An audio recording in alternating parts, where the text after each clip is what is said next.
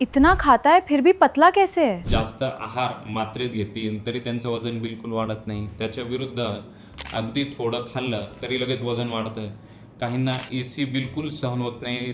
एसीत गेलं लगेच थंडी वाजणार. काहींना एसी शिवाय राहूच शकत नाही.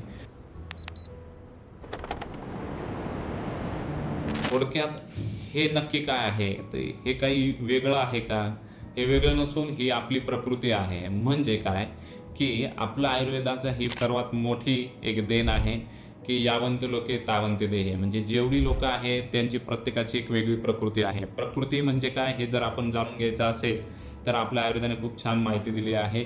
याच्यात वात, पित्त आणि कफ आणि द्वंद्वज म्हणजे वात पित्तज, पित्त कफज आणि कफ वातज आणि त्रिदोषज अशा 7 प्रकारच्या बॉडी टाईप सांगितल्या आहेत. तर ह्या का समजून घेतल्या पाहिजे? कारण की याच्याने आपण आपली जी शरीर प्रकृती आहे ती कशी निरोगी ठेवू शकतो, लाईफ टाईम आपण कसं सुखी आणि आरोग्य मिळवू शकतो, याच्यासाठी आपली विहार म्हणजे आपली डेली रुटीन आणि आपली मानस प्रकृती ह्या तिन्ही जर आपण जपून ठेवल्या किंवा जाणून घेतल्या आणि त्यानुसार जर आपली सगळी दिनचर्या, ऋतुचर्या जर बदलली तर क्वालिटेटिव्ह लाईफ आयुष्यभर जगू शकतो.